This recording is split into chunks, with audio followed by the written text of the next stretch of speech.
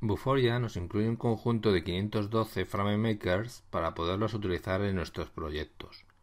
Un FrameMaker no es más que un patrón de reconocimiento predefinido. El uso de FrameMakers normalmente está vinculado a la introducción de piezas móviles dentro de una escena general.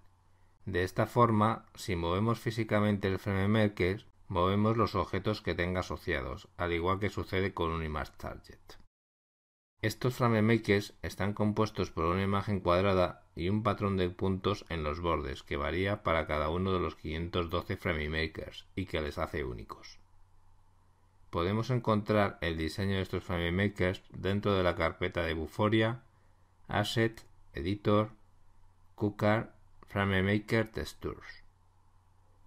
Dentro de esta carpeta encontramos los siguientes ficheros: FrameMakerSample.png. Este fichero contiene la base sobre la que se sitúa el patrón de puntos en los bordes. Se usa la misma base para todos los FrameMakers. FrameMakersTransparent.zip. Este fichero comprimido contiene cada uno de los 512 patrones de puntos de cada uno de los FrameMakers. Cada uno de estos patrones se corresponde con cada una de las imágenes FrameMaker, la secuencia correspondiente .png, contenidas en el fichero comprimido. Mediante el uso de un programa de edición como Photoshop, podremos realizar la composición de cada uno de ellos y escalarlo según nuestras necesidades para posteriormente imprimirlo. Se recomienda un tamaño de impresión de entre 3 a 10 centímetros. También habrá que dejar un borde blanco al recortar los FrameMakers para no tener problemas de reconocimiento. Podemos utilizar los archivos PDF de la siguiente ruta de nuestro proyecto para imprimir muestras de FrameMakers: Asset, Editor, Cooker, for Print. Por último, comentar que solamente se pueden detectar 5 de estos FrameMakers de manera simultánea.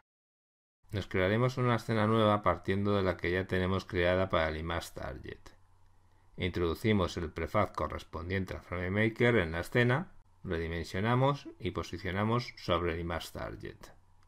Una vez posicionado, podemos vincular uno de los jugadores con el FrameMaker, arrastrando el objeto en la vista de jerarquía desde su posición actual hasta el FrameMaker. De esta forma pasará a depender del FrameMaker en vez del ImageTarget. Por último, posicionamos el jugador sobre la superficie del FrameMaker. Repetimos la operación creando un segundo FrameMaker que vincularemos con el segundo jugador. De esta forma podemos ver cómo conviven diferentes prefabs de Vuforia, como son el ImageTarget y el FrameMaker, dentro de la misma escena, cada uno de ellos con sus propios objetos asociados. Si seleccionamos un FrameMaker y nos fijamos en la vista de inspector, podremos apreciar que los scripts asociados son similares a los que ya vimos en el ImageTarget, por lo que no entraremos a ver su codificación. Si nos fijamos en los parámetros del script markerBehavior.cs, podemos ver el parámetro markerID. Este parámetro nos sirve para identificar el ID del FrameMaker que vamos a utilizar como reconocimiento dentro de los 512 posibles. Es importante que este ID se corresponda con la plantilla que nos imprimamos y que usaremos como patrón de reconocimiento. Por defecto, el primer FrameMaker que incorporemos a la escena tendrá el ID 0, y este identificador irá incrementándose con los sucesivos FrameMakers que incorporemos a nuestra escena. También podemos hacer uso de varios FrameMakers con el mismo ID. Por último, comentar que el FrameMaker tiene asociado por defecto una textura base que podemos cambiar desde la vista inspector si así lo deseamos.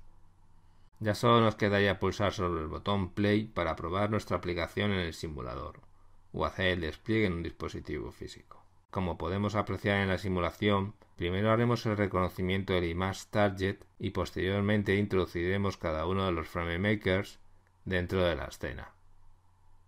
Una vez que sea reconocido el patrón del FrameMaker, visualizaremos el objeto vinculado. Podremos moverlos sobre la superficie del ImageTarget.